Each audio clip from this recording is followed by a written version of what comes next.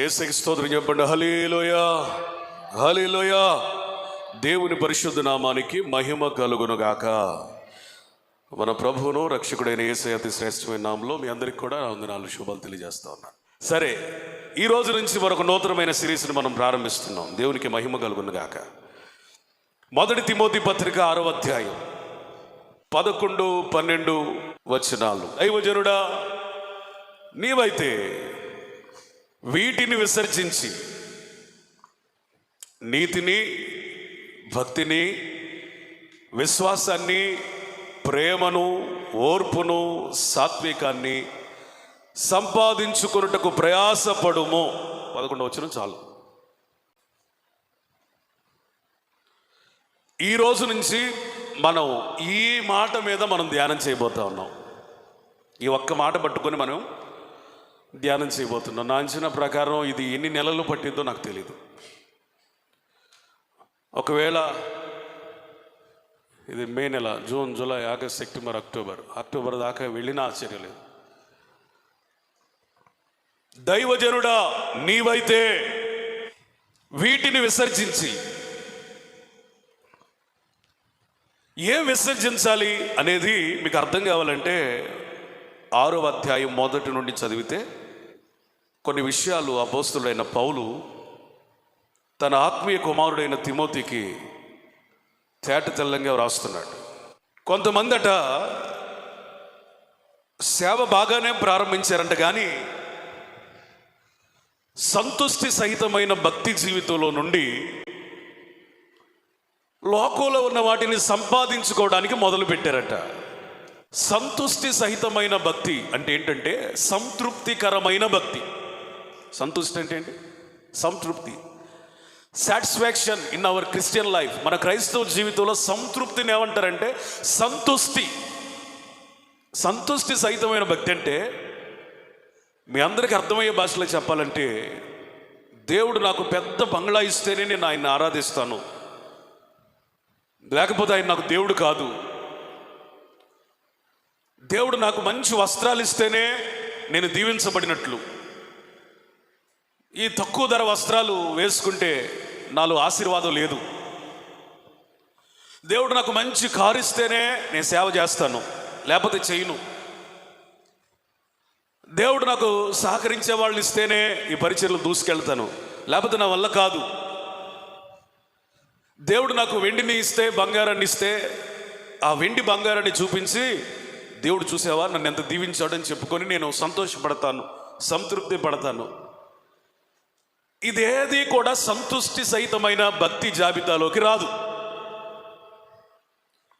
ఒక నిజమైన క్రైస్తవునికి భక్తిలో సంతృప్తినిచ్చేది వెండి బంగారాలు కావు, వజ్ర వైడూర్యాలు కావు, ధనధాన్యాలు కావు, వస్త్రాలు కావు, బంగ్లాలు కావు, కారులు కావు, వాహనాలు కావు, మనుషులు కావు, ఇవేవి కావు. కేవలం ఎవరికైతే మనం భక్తిని చేస్తున్నామో, ఎవరిని బట్టి భక్తిని చేస్తున్నామో, దేనిని నిరీక్షణగా లక్ష్యంగా పెట్టుకొని భక్తిని చేస్తున్నామో, ఆ లక్ష్య సాధనలో మనకు నిరంతర సహాయకుడిగా ఉన్న యేసయ్యను బట్టే మనం సంతృప్తి కలిగి బ్రతుకుతాం. చూడండి, దాన్ని ఏమంటారంటే సంతుష్టి సహితమైన భక్తి. అందుకే అపోస్తలుడైన పౌలు అంటాడు, తిమోతి నాకు అది లేదు ఇది లేదు అని కంప్లైంట్ ఇవ్వద్దు. నేను అది సంపాదించాలి ఇది సంపాదించాలని ఆశలతో రేగిపోవద్దు, చెలరేగిపోవద్దు. అన్నపానములు, వస్త్రములు కలిగిన వాడివై సంతృప్తిగా ఉండు. యేసయ్యకి స్తోత్రం చెబుతారా? Praise the lord. అన్నపానములు కలిగి, వస్త్రాలు కలిగి మనం ఏమై ఉండాలట? ప్రభువా చాలు, ఈ భోజనం పెట్టినందుకు చాలు, ఈ నీళ్ళు ఇచ్చినందుకు చాలు, వేసుకోవడానికి ఏదో ఒక వస్త్రం ఇచ్చావు చాలులే, ఉండటానికి ఏదో ఒక ఇల్లు, అసలు ఇల్లు లేని వాళ్ళు ఎంతమంది ఉన్నారు, ఏదో ఒక ఇల్లు ఇచ్చావులే చాలు అని సంతృప్తికరంగా ఆయన్ని ప్రార్థిస్తాను చూడండి, ధ్యానిస్తాను చూడండి, ఆరాధిస్తాను చూడండి, ఆయనతో కలిసి నడుస్తాను చూడండి, ఆయనని బట్టి సంతోషిస్తాను చూడండి. దాన్ని ఏమంటారంటే సంతుష్టి సహితమైన భక్తి అంటారు. అందుకని తిమోతితో ఏం చెప్పాడంటే, నాయన వాళ్ళని వీళ్ళని చూసి చురకలేసుకోవద్దు, వాళ్ళని వీళ్ళని చూసి రేపబడద్దు, ప్రేరేపించబడద్దు. ఇవి దైవికమైన ప్రేరణలు కావు. నిజమైన ప్రేరణ ఏంటో చెప్తాను వినండి అని ఏం చెప్తున్నాడంటే, దైవజనుడా నీవైతే, ఇవన్నీ కాదు, నీవైతే, నువ్వు వేరు, నీ అభిషేకం వేరు, నీ పిలుపు వేరు, నీ నియామకం వేరు, నీ నిబంధన వేరు. నీవైతే ఏం సంపాదించాలంటే నీతిని, భక్తిని, విశ్వాసాన్ని, ప్రేమని, ఓర్పుని, సాత్వికాన్ని అని 6 విషయాలు చెప్తాడు. నేనేం కోరుకుంటున్నానంటే, దైవజనుడా అనే పేరును కొట్టేది, కానీ ఆ పేరు పైనో పేరు పక్కనో బ్రాకెట్లో నీ పేరు పెట్టుకో. నేనైతే ఎలా చదువుకోవాలి, ఎలా అర్థం చేసుకోవాలి, ఎలా అన్వయించుకోవాలంటే, దైవజనుడైన మనోహర్ నీవైతే వీటిని సంపాదించుకో. అబ్రహాం గారు అనుకో, అబ్రహామా నీవైతే ఏం సంపాదించాలి? ఇదిగో ఇక్కడున్న 6 సంపాదించుకో. మన శాస్త్రి గారు అన్నారు అనుకోండి, ఆయన వాక్యం చదివేటప్పుడు, వినేటప్పుడు ఏం అర్థం చేసుకోవాలి, ఏం అన్వయించుకోవాలంటే, శాస్త్రయ్య నీవైతే, ఇక్కడ మీరు ఎవరైనా సరే, చిట్టి నీవైతే ఏం సంపాదించుకోవాలి? డబ్బు కాదు. వీటన్నిటి మీద మనస్సు పెట్టిన వాళ్ళు ఏమయ్యారు అంటే, గత మెసేజ్లోనే మీకు చెప్పాను, ధనాపేక్ష కలిగి 10 రకాలైన కీడుల్లో, ఉచ్చుల్లో, ఉరుల్లో, శోధనల్లో విశ్వాసుల నుంచి తొలగిపోయి అవిశ్వాసులైపోయి విశ్వాస ఓడలు బ్రద్దలు చేసుకుని తమ్మును తామే పొడుచుకునే స్థితికి వచ్చారు. అవసరమా మనకి? కాబట్టి నీవైతే ఏం సంపాదించుకోవాలయ్యా అంటే నీతిని సంపాదించుకోవాలి. ఈరోజు మన పాఠం. స్తోత్రం చెప్పండి. హల్లెలూయా. ఏం సంపాదించుకోవాలి చెప్పండి? అన్నీ 6 చెప్పడానికి సమయం లేదు, కానీ ఒక నీతి గురించి మొదట మనం మాట్లాడుకుందాం. ఏం సంపాదించుకోవాలి? మనం నీతిని సంపాదించుకోవాలి. స్తోత్రం చెప్పండి. మీ పక్కవారి వైపు తిరిగి షేక్ హ్యాండ్ ఇచ్చి మనం నీతిని సంపాదించుకుందాం అని చెప్పండి. చెప్పాలి సంతోషంగా. మనం ఏం సంపాదించుకోవాలి? నీతిని. దేవునికి స్తోత్రం చెప్పాలి. ఏం సంపాదించుకోవాలి? హల్లెలూయా చెప్పాలి. చేతుల పైకెత్తి స్తోత్రం చెప్పండి. ఇత్తడంటే బాగుంటుంది, కానీ నీతి ఎందుకంటే, నీతి గురించి అనేక విషయాలు మనం నేర్చుకోబోతున్నాం. మొదటగా ఈరోజు నా పాఠం ఏంటంటే, ఒకసారి హెబ్రీ పత్రికలోకి వద్దాం. 11వ అధ్యాయాన్ని తీద్దాం. 7వ వచనం చదువుతారా? విశ్వాసమును బట్టి నోవహు అది వరకు చూడని సంగతులు గూర్చి దేవుని చేత హెచ్చరింపబడి భయభక్తులు గలవాడై తన ఇంటి వారి రక్షణ కొరకు ఒక ఓడను సిద్ధం చేసెను. అందువలన అతడు లోకము మీద నేరస్థాపన చేసి విశ్వాసమును బట్టి కలుగు నీతికి వారసుడాయను. మీరు అండర్లైన్ చేసుకోవాల్సిన మాట ఏంటంటే, విశ్వాసమును బట్టి కలుగు నీతికి వారసుడాయను. ఇప్పుడు మన సబ్జెక్ట్ ఏంటి? ఏం సంపాదించుకోవాలి? నీతిని. ఈ నీతిలో మొట్టమొదటి ప్రసంగం ఏంటంటే నోవాహు గురించి.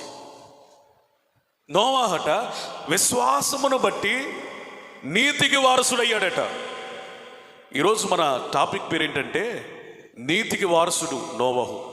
ఏంటి చెప్పండి? నీతికి వారసుడు నోవాహు. ఏదైతే తిమోతిని అపోస్తులైన పౌలు సంపాదించుకోమన్నాడో ఆ నీతిని, దైవికమైన నీతిని, పాత నిబంధనలో నోవాహు అనే దైవజనుడు తన జీవితంలో సంపాదించుకొని ఆ నీతికి వారసుడయ్యాడు. కొన్ని కోట్లకు కాదు, వ్యాపారాలకు కాదు, రాజ్యాలకు కాదు, ఆస్తులకి కాదు. దేనికి వారసుడయ్యాడట? నీతికి వారసుడు. నీతికి నోవహు వారసుడు అవడానికి అతనికి సహాయం చేసింది ఏంటి? పెద్దగా చెప్పండి. విశ్వాసము. నీతి ఎక్కడి నుంచి వచ్చిందండి? చాలా మంది ధర్మశాస్త్ర కార్యముల వలన నీతిమంతులు అవ్వడానికి ప్రయత్నించి ఓడిపోయారు. అందుకని అపోస్తలుడైన పౌలు ధర్మశాస్త్రం వల్లైన నీతిని గాక అనే మాట వాడతాడు. అంటే ధర్మశాస్త్రం వల్ల నీతిమంతుడు అవ్వాలని పౌలు ప్రయత్నించాడు, కానీ అతని వల్ల కాలేదు. అందుకని అతను ఒక డిక్లేర్ చేశాడు, నీతి అంటే మనం అనుకున్న నీతి కాదురా నాయన, దేవుని నీతి ఉంది, ఆ నీతి యేసయ్యే. స్తోత్రం చెబుతారా? ఇంకొక నీతి ఉంది, వేషధారణ వల్ల తమ్మును తాము నీతిమంతులుగా అగపరుచుకోవాలని యేసు ప్రభు కాలంలో పరిసయ్యులు, శాస్త్రులు, సద్దుకాయలు ప్రయత్నించి తిట్టించుకున్నారు.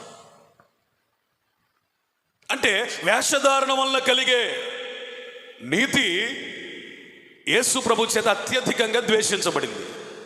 ధర్మశాస్త్రం వలన ఎవరు నీతిమంతులు కాలేకపోయారు. వేషధారణ వలన నీతిమంతులు అవ్వడానికి ప్రయత్నించిన వారు యేసయ్య చేత అసహించుకొనబడ్డారు. యెషయా గ్రంథంలో వ్రాయబడింది, అయ్యా మా నీతి మురికి గొడ్డల్లాగా ఉంది. వాళ్ళ నీతి కార్యాలు ఎట్లా ఉన్నాయి అంటే మురికి గొడ్డల్లాగా ఉన్నాయి. అంటే మంచి పనులు చేసి మంచి కార్యాలు చేసి మంచిగా ఉండి నీతిమంతులు అవడానికి ప్రయత్నించిన వాళ్ళందరూ కూడా నీతిమంతులు కాలేరని బైబుల్ చాలా స్పష్టంగా రుజువు చేసింది. అంటే ధర్మశాస్త్రం నీతిమంతునిగా చేయలేకపోయింది, వేషధారణ కూడా నీతిమంతునిగా చేయలేకపోయింది. లేకపోతే ఇంకా చెప్పాలంటే మంచి పనులు మంచి క్రియలు ఒక వ్యక్తిని నీతిమంతునిగా చేయలేకపోయాయి. లేకపోతే స్వనీతి, ఏ నీతి? మనిషికి ఒక నీతి ఉంటుంది. నేను పేదనకు రాను కానీ పేదనకు వచ్చే వాళ్ళకంటే నీతిమంతుడి అనుకునే వాళ్ళు కొంతమంది ఉంటారు. ఏ నీతి ఇది? స్వనీతి. అందుకనే యేసు ప్రభు చెప్పాడు, నాయన మారు మనసు అక్కర్లేని వాళ్ళ కోసం నేను రాలేదు. ఎవరి కోసం వచ్చాను? మారు మనసు కావాలి అనుకున్న వాళ్ళకే వచ్చాను. ఆరోగ్యవంతులకి వైద్యుడు అవసరం లేదు. ఎవరికి వైద్యుడు అవసరం? రోగులకే వైద్యుడు అవసరం. చాలామంది అనీతిమంతులై ఉండి కూడా ఏమనుకుంటున్నారంటే మేము నీతిమంతులు నీతిమంతులు నీతిమంతులు అని తమ స్వనీతి చేత గర్విస్తున్నారట. అందుకని ఆయన అన్నాడు, మారు మనసు అక్కర్లేని 99 మంది నీతిమంతుల కంటే మారు మనసు విషయమై నేను పాపిని అని ఒప్పుకునే ఒక్కని విషయమై పరలోకం అంతా సంతోషపడిద్దట. స్తోత్రం చెబుతారా? స్తోత్రం చెబుతారా? అంటే కొంతమంది మారు మనసు లేకుండానే నీతిమంతులుగా తమ్మును తాము భావించుకొని గుంటలో పడతారు. మొత్తానికి స్వనీతి కానీ నీతి కార్యాలు కానీ ధర్మశాస్త్రం కానీ వేషధారణ కానీ ఇంకేది కానీ మనిషిని ఎన్నటెన్నటికీ ఎప్పటికీ నీతిమంతునిగా మార్చలేకపోయింది అనేది మాత్రం సత్యం. సత్యం మాటికి సత్యం. ఏది నీతిమంతునిగా మార్చింది ఒక మనిషిని నీతికి వారసునిగా ఏది చేయగలదు అని బైబిల్ చెప్తుందంటే కేవలం క్రీస్తునందలి విశ్వాసమే. ఏంటండి? విశ్వాసం మాత్రమే నిన్నైనా నన్నైనా ఏం చేయగలదు? నీతిమంతునిగా చేయగలదు. అబ్రహాము దేవుని నమ్మెను, అది అతనికి నీతిగా ఎంచబడెను అని స్పష్టంగా వ్రాయబడింది. అంటే దేవుడు రక్షకుడు, ఆయన విమోచకుడు. ఆయన నమ్ముకుంటే మనం బాగుపడతాం, మనం ఆశీర్వదించబడతాం, వర్ధిల్లుతాం. ఆయన మాత్రమే మార్గం, ఆయన మాత్రమే సత్యం, ఆయన మాత్రమే జీవం, ఆయన తప్ప వేరొక మార్గం లేదు. ఆయననే మనం నమ్ముకోవాలి. దీన్ని ఏమంటారంటే ఎట్లా ఎంచబడింది అంటే మనకి నీతిగా. నమ్మటమే నీతి. మనుషులు నమ్మేవు నీతిమంతుడు కాలేవు. కొంతమంది నదుల్ని నమ్ముతారు, నీతిమంతులు కాలేరు. కొంతమంది విగ్రహారాధన నమ్ముతారు, నీతిమంతులు కాలేరు. ఈ ప్రపంచంలో మానవాళి పాపాలని తిరుగు లేకుండా శుద్ధి చేయగలిగిన, నీతిమంతునిగా మార్చగలిగిన, నీతిమత్వంలోనికి తీసుకొని రాగలిగిన ఒకే ఒక కారణం, ఒకే ఒక వనరు యేసు రక్తము మాత్రమే. చప్పట్లు కొట్టి స్తోత్రం చేద్దాం. హల్లెలూయా, హల్లెలూయా. యేసు రక్తము నందలి విశ్వాసం, యేసు నందలి విశ్వాసం నిన్ను నీతిమంతునిగా, నీతికి వారసునిగా చేస్తుందట. బైబిల్లో దేవుడు విశ్వాసాన్ని చాలా బాగా మెచ్చుకున్నాడు, ఘనపరిచాడు. ఎవరైనా విశ్వాసాన్ని బట్టి అద్భుతాలు పొందితే వాళ్ళని బట్టి దేవుడు సంతోషించాడు. అమ్మా నీ విశ్వాసం గొప్పది. ఇశ్రాయేలీల్లో కూడా ఇలాంటి విశ్వాసాన్ని నేను చూడలేదు అని ఆశ్చర్యపోయాడు. యేసు ప్రభు విశ్వాసాన్ని ఘనపరిచాడు, విశ్వాసానికి ఆశ్చర్యపోయాడు. అవిశ్వాసులైన వారిని బట్టి, కఠిన హృదయులు అయిన వారిని బట్టి కూడా బాధపడ్డాడు, కన్నీరు విడిచాడు, దుఃఖపడ్డాడు, కఠినంగా కూడా మాట్లాడాడు. అంటే విశ్వాసం అంటే అనే దానికంటే కూడా విశ్వసించువారంటే దేవునికి ఇష్టం. ఎందుకంటే వారు విశ్వసించింది తనలో కాబట్టి. స్తోత్రం, ప్రైజ్ ది లార్డ్. అంటే విశ్వాసాన్ని బైబిల్లో ఎన్నోసార్లు, కొన్నిసార్లు అని నేను చెప్పలేను, ఎన్నోసార్లు విశ్వాసము ఘనపరచబడింది. ఇంకా విశ్వాసం యొక్క స్థానం ఏంటయ్యా అంటే కొరింథీ పత్రిక ఐ థింక్ 13వ అధ్యాయంలో అనుకుంటా అపోస్తలుడైన పౌలు 3 మాటలు రాస్తాడు. ప్రేమ, విశ్వాసము, నిరీక్షణ, ప్రేమ. అంటే క్రైస్తవ జీవితంలో ఒక గట్టి పునాది ఏంటయ్యా అంటే విశ్వాసం. విశ్వాసాన్ని చాలా ఘనపరిచాడు. ఈ హెబ్రీ పత్రిక 11వ అధ్యాయంలో విశ్వాసానికి ఒక మంచి నిర్వచనం ఇస్తాడు అపోస్తలుడైన పౌలు ఆత్మ ద్వారా.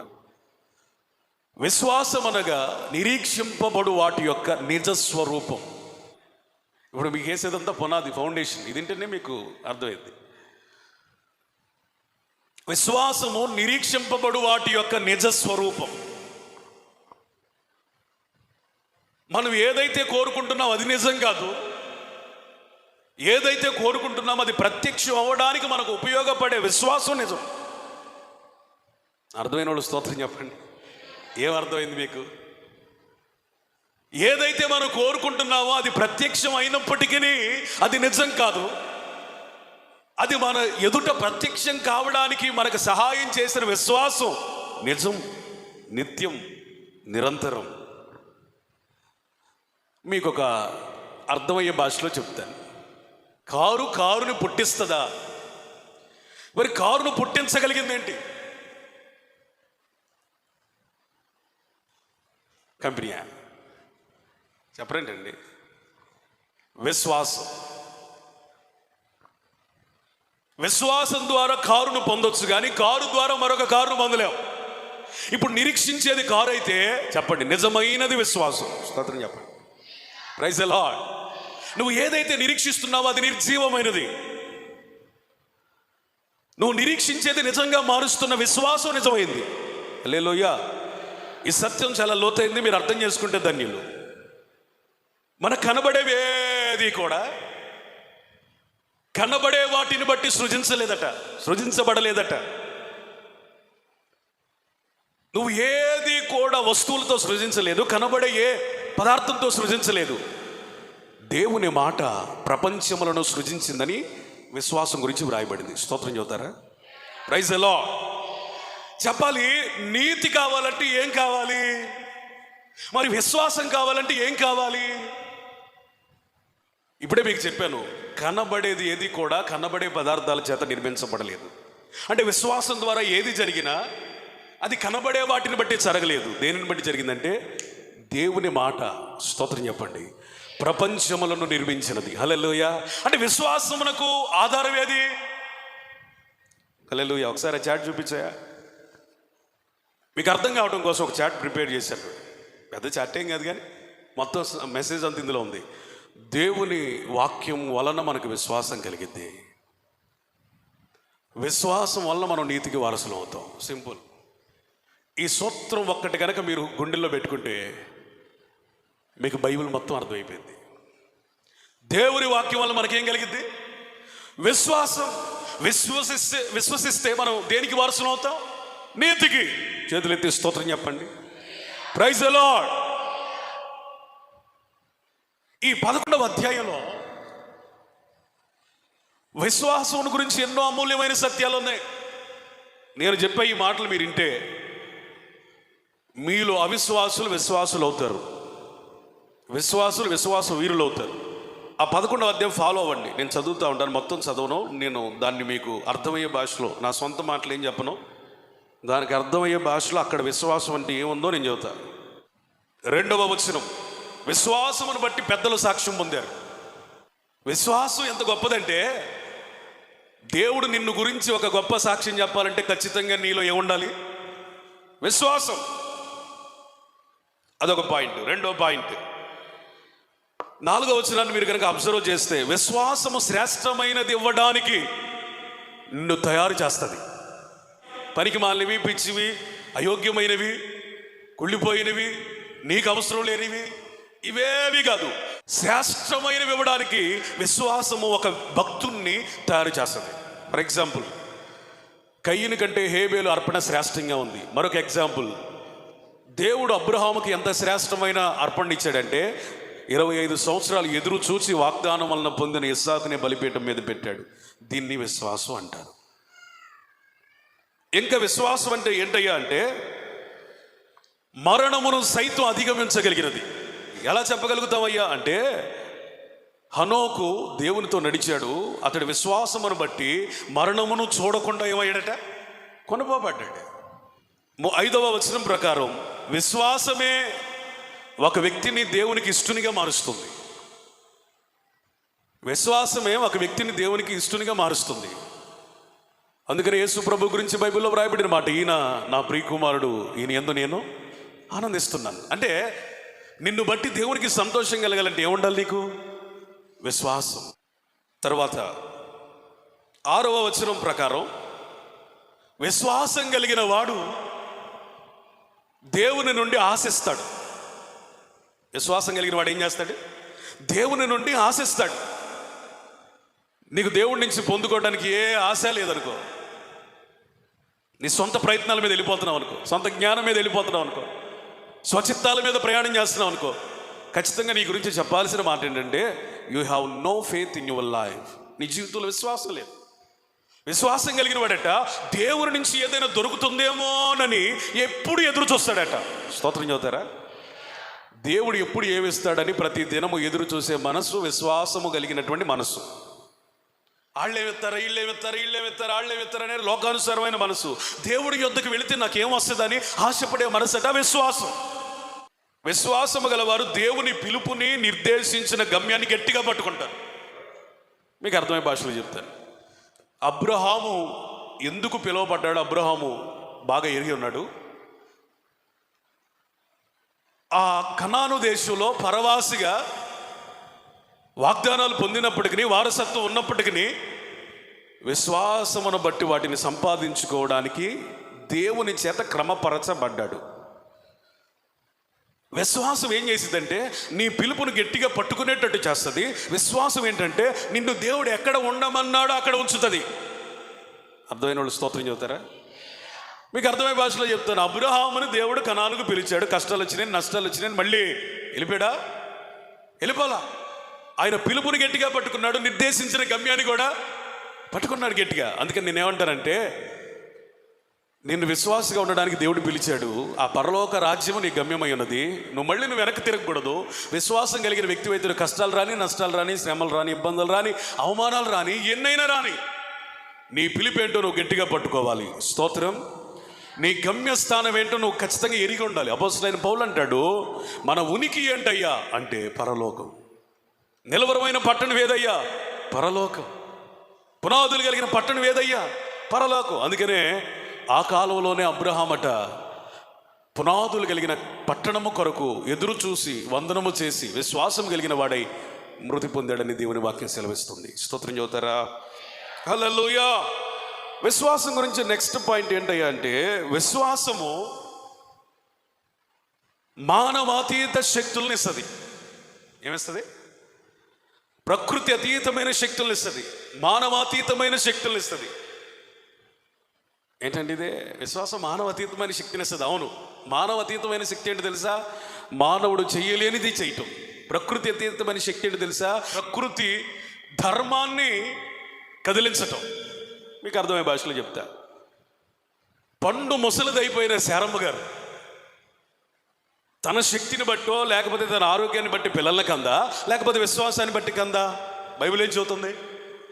విశ్వాసమును బట్టి మృతతుల్యమైన అబ్రహాము, స్త్రీ ధర్మము ఉడిగిన శారా ఇద్దరు ఇస్సాకుకు జన్మనిచ్చారు. కారణం ఏంటంటే విశ్వాసము ప్రకృతికి అతీతమైనవి. వాస్తవానికి ఇప్పుడు మెడికల్ డాక్టర్స్ దగ్గరికి వెళ్ళామని అనుకోండి, అసలు ఈ వయసులో పిల్లలు పుట్టడం అసాధ్యం అని అంటారు. అంటే సైన్స్కి విరుద్ధం, ప్రకృతికి విరుద్ధం. వీళ్ళ పరిస్థితిని చూస్తే మనుషుడు అన్నవాడు ఎవడో కూడా ఆ వయసులో పిల్లల్ని కనలేడు. అది దేవుని చేసిన కార్యమే తప్ప ఇంకొకటి కాదు. కాబట్టి మానవాతీతమైన శక్తిని విశ్వాసం ఇస్తుంది. స్తోత్రం చెప్పండి. ప్రకృతి అతీతమైన శక్తిని ఇస్తుంది. ప్రకృతి అతీతమైన శక్తి అంటే ఒక మాట చెప్పాలి, యెహోషువ సూర్యచంద్రుల్ని ఆపేశాడు. అంటే ప్రకృతి ధర్మాన్ని కూడా ఏం చేశాడు? విశ్వాసమును బట్టి ప్రకృతి ధర్మాన్ని కూడా మార్చేశాడు దేవుడు యెహోషువ జీవిత కాలంలో. అంటే విశ్వాసం కలిగిన వాడు ఏం చేస్తాడు? ప్రకృతి నియమాలను కూడా మార్చేస్తాడు. దానియేలు జీవితంలోకి తొంగి చూడండి. ప్రకృతి ధర్మం ఏంటయ్యా అంటే సింహం ఎరకనబడతా ఉంటే మౌనంగా ఉంటుందా? అట్లాంటిది ఆ రాత్రి అంతా ఎందుకని నోరు మూసుకొని కూర్చుంది? విశ్వాసం. విశ్వాసము గతించిన దానిని స్థాపిస్తుంది. ఏంటి చెప్పండి? గతించిన దానిని స్థాపించింది. ఎట్లా తెలుసా? బలిపీఠం మీద అబ్రహాము ఇస్సాకును పెట్టాడు, మళ్ళీ ఇస్సాకును పొందుకున్నాడా లేదా? స్తోత్రం చెబుతారా? అంటే గతించిన దానిని కూడా స్థాపించగలిగింది విశ్వాసం అని బైబిల్ రుజువు చేసింది. ఆదికాండంలో ఈ మాట వ్రాయబడలేదు, కానీ యెహోవా ఈరే, ఆయన చూసుకుంటాడు అని ఒక మాట జస్ట్ చూచాయిగా పరిశుద్ధాత్ముడు రాయించాడు. కానీ మళ్ళీ తిరిగి పొందుతానన్న విశ్వాసంతోనే అబ్రహాము ఆ కొండనెక్కాడని హెబ్రీ పత్రికలో అపోస్తలుడైన పౌలు తనకి ఇవ్వబడిన ప్రత్యక్షత ద్వారా వ్రాశాడు. స్తోత్రం చెబుతారా? అంటే కోల్పోయిన కుమారుని కూడా, అంటే దాదాపుగా ఇక చనిపోయినట్టే లెక్క, కోల్పోయిన కుమారుడిని కూడా అబ్రహాము దేని ద్వారా పొందాడు? విశ్వాసం ద్వారా పొందాడు. అందుకనే గతించిన దానిని స్థాపించగలిగింది విశ్వాసము అని నేను చెప్పాను. 21వ వచనాన్ని బట్టి విశ్వాసము భవిష్యత్ విషయాల్ని వివేచిస్తుంది. యోసేపు తను చనిపోయేది కూడా ముందుగానే ఎరిగి వాళ్ళ అన్నలకి చెప్పాడు తన శల్యాలు ఎక్కడ పెట్టాలో. యాకోబు వారి పిల్లలు ఏమై ఉన్నారో ఎరిగి ఒక్కొక్కరిని దైవ చిత్తానుసారంగా ప్రవచనాత్మకంగా ఆశీర్వదించినట్లుగా బైబిల్ సెలవిస్తుంది. విశ్వాసము దేవుని అమితంగా ప్రేమించేటట్టు చేస్తుంది. మోషే జీవితం ద్వారా మనం నేర్చుకోవాల్సిన పాఠం ఏంటంటే విశ్వాసము దేవుని అధికంగా ప్రేమించేటట్టుగా చేస్తుంది. దానిని బట్టి దేశాన్ని వదులుకున్నాడు, ప్రజలను వదులుకున్నాడు, వారసత్వాన్ని వదులుకున్నాడు, అధికారాన్ని వదులుకున్నాడు, డబ్బును వదులుకున్నాడు, నిందలు కావాలనుకున్నాడు, శ్రమలు కావాలనుకున్నాడు. అతని ఫైనల్ ఎయిమ్ ఏంటయ్యా అంటే దేవుడు తన కొరకు ఉంచిన బహుమానమును దర్శిస్తూ ఆయన విశ్వాసముతో దేవుణ్ణి ప్రేమిస్తూ సాగిపోయాడు. స్తోత్రం చెప్పండి. విశ్వాసం ఏం చేసింది? దేవుణ్ణి అధికంగా అమితంగా ప్రేమించి ఆయన కోసం దేనినైనా కోల్పోయేటట్లుగా చేస్తుంది. ఇది మోషే జీవితం మనకు నేర్పిస్తున్నటువంటి పాఠం. విశ్వాసం ఏంటయ్యా అంటే అడ్డుగా ఉన్న వాటిని అడ్డు తొలగించుకుంటుంది. ఇశ్రాయేలీలు ఎదుటుగా ఉన్నటువంటి ఆ యోర్దాన్ని ఏం చేశారు? వాళ్ళు తొలగించుకున్నారు. స్తోత్రం చెప్పండి. Praise the Lord. విశ్వాసం ఇంకేం చేసింది అంటే ప్రతికూలతల్లో కూడా ప్రయాణం చేసింది. ఎట్లంటారా?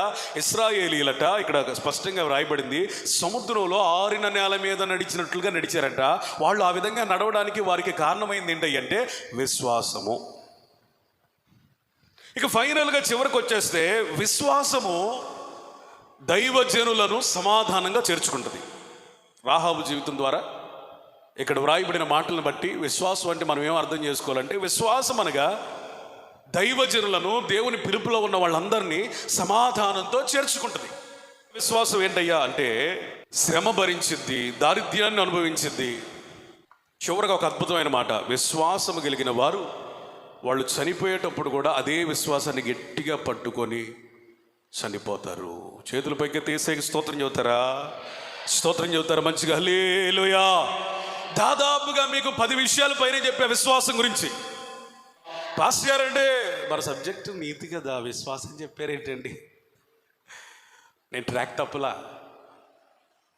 నీకు విశ్వాసం అంటే ఏదో అర్థమైతేనే ఆ విశ్వాస మూలముగా కలిగే నీతికి వారసత్వం సొంతం చేసుకుంటాం. స్తోత్రం చెబుతారా? Praise the Lord. ఇప్పుడు నీతి కావాలంటే ఏం కావాలని బైబిల్ చెబుతుంది? విశ్వాసం కావాలి. మరి విశ్వాసం ఎంత గొప్పదో, విశ్వాసం ఎంత గణపరచబడిందో, మరి విశ్వాసానికి నిర్వచనం ఏంటో, ఈ 11వ అధ్యాయం ప్రకారం విశ్వాసం అంటే ఏంటో, ఇన్ని విషయాలు నేర్చుకుంటే తప్ప విశ్వాసాన్ని బట్టి కలిగే నీతి ఇక అర్థం కాదు. మందిరానికి వస్తే సరిపోదు. ఇదిగో ఈ విశ్వాస వీరిలో ఉన్న విశ్వాసం ఉంటేనే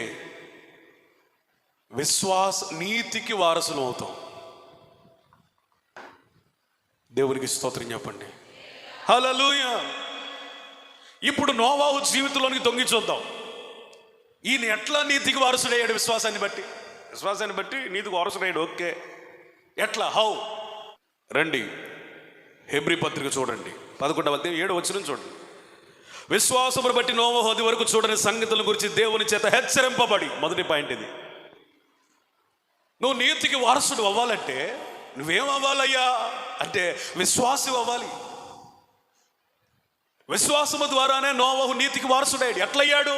అయ్యాడని చెప్తున్నాం. ఎట్లయ్యాడు? 7వ వచనాన్ని పరిశీలిస్తే మనకు అర్థమైంది. విశ్వాసమును బట్టి నోవాహు అది వరకు చూడని సంగతుల గురించి దేవుని చేత హెచ్చరింపబడి. అతనిని దేవుడు ఏ విధంగా విశ్వాసం నడిపించాడు చూడండి. అది వరకు చూడని సంగతుల గురించి నోవాహునట దేవుడు ఏం చేశాడు? హెచ్చరించాడు. ఏంటి అది వరకు చూడని సంగతులు? ఆయనకి తెలియని సంగతులు. అప్పుడు వరకు వర్షం అనేది లేదు. ఇక వరదకి, ప్రళయానికి అసలు ఊహల్లో స్థానమే ఉండదు కదా. మరి వర్షమే రాకపోతే